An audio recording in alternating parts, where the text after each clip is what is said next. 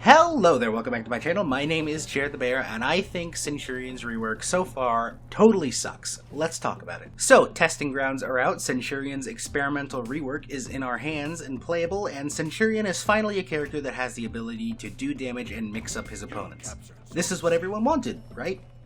Well, yes, but actually no. Well, maybe yes. Some people may really enjoy this rework, and that's wonderful for them. If you're enjoying the Centurion rework and you like the way that it is, that's great. I'm not even being sarcastic, like I'm glad you're able to relax a little and have fun playing Centurion without having to be a master strategist against your opponent. However, and disclaimer, this is all just my opinion, and if you disagree with it, that's 100% fine. I will allow you the luxury to disagree without me sending you to the salt mines for disagreeing with my 100% correct opinion. But I think his rework is bad. I'd say garbage, but garbage sounds too harsh, and in fact, a much more accurate title for the video would be Centurion's rework is bad for the health of the game and takes the game in a poor direction, balance-wise. However, Centurion's rework is garbage, is shorter, flows off the tongue better, and has more clickbait value. Okay, so you know I think it's bad. Now it's time for me to tell you why I think so. So here's my thought.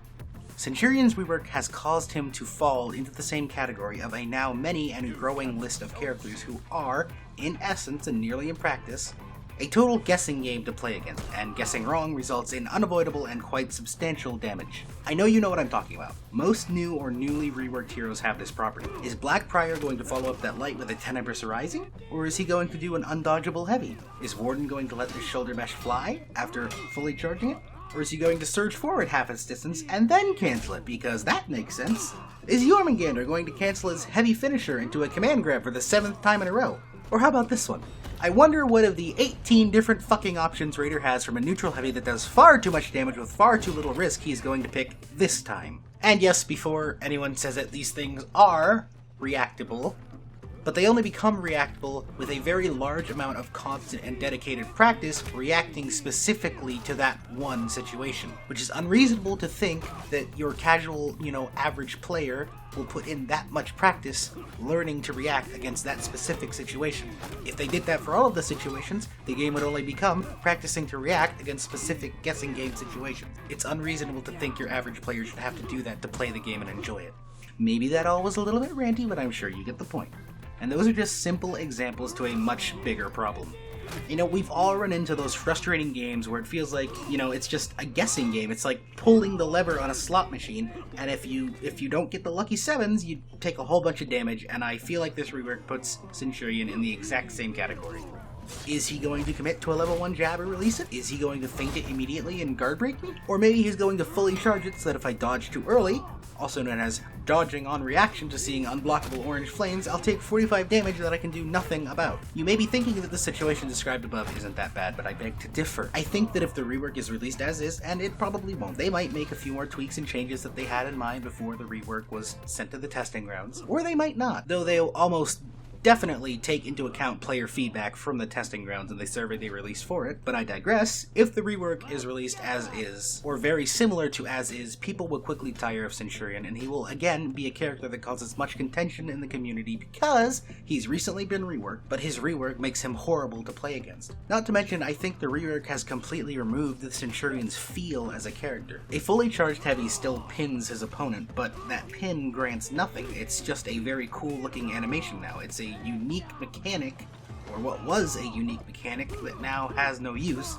aside from looking cool. The cutscene has all but been removed. In fact, it has been removed. You can still chain together a bunch of cool looking moves and make a cutscene, but the cutscene is no longer a thing, which was the big payoff of Centurion, kind of in parallel to the big payoff of Jormungandr getting his opponent out of stamina, is to get his out of stamina hammer slam punish. I forgot what it was called. And, the cutscene made you feel like a big Roman badass, with Centurion taunting his opponent the entire time, calling them inferior and telling them to do it again.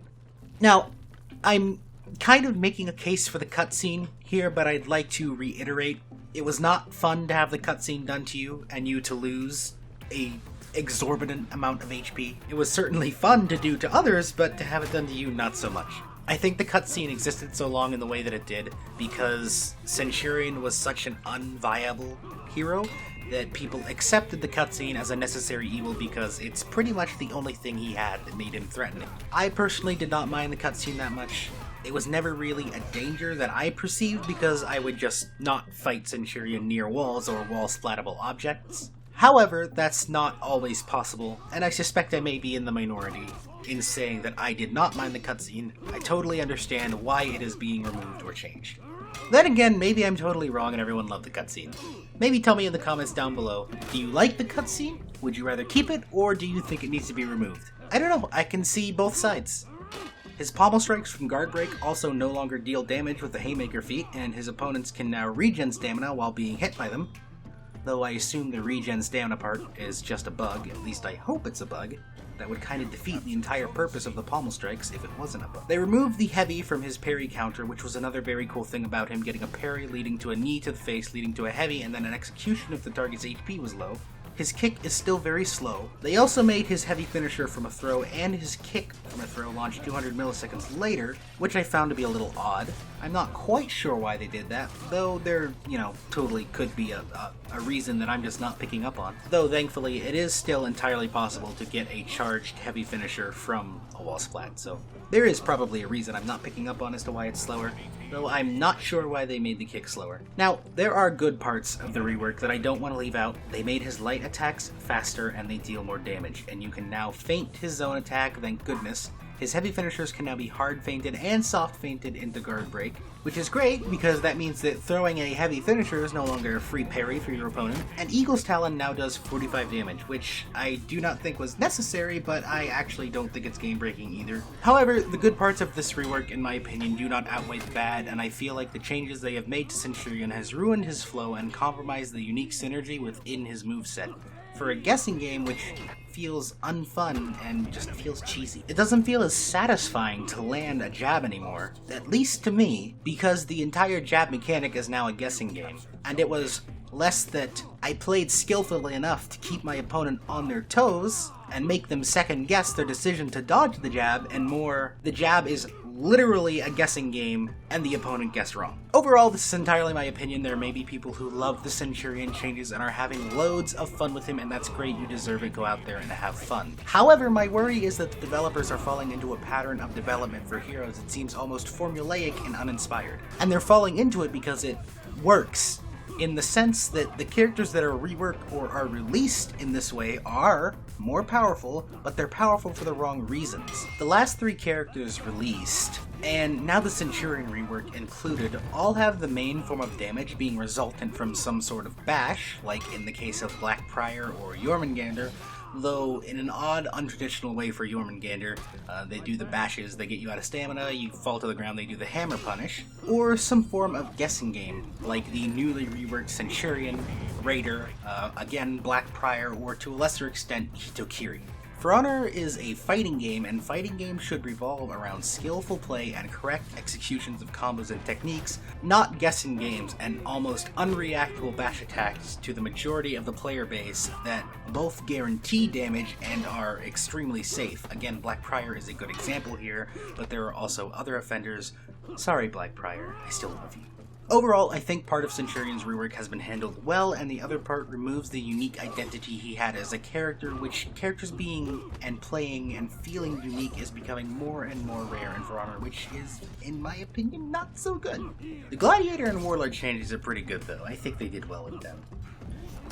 I sincerely hope you enjoyed this video. Thank you so much for watching. If you did, please feel free to hit that like button. I'm pretty sure it helps my exposure in YouTube's algorithms just a little bit. And comment down below and tell me what you thought. Did you like the video? What did you like about it? Did you hate it? Why did you hate it? What is there to hate about this video? It's perfect.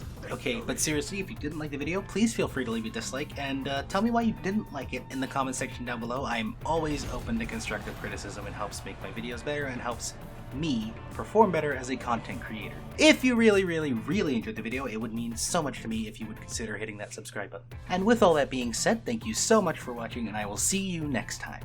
Bye-bye.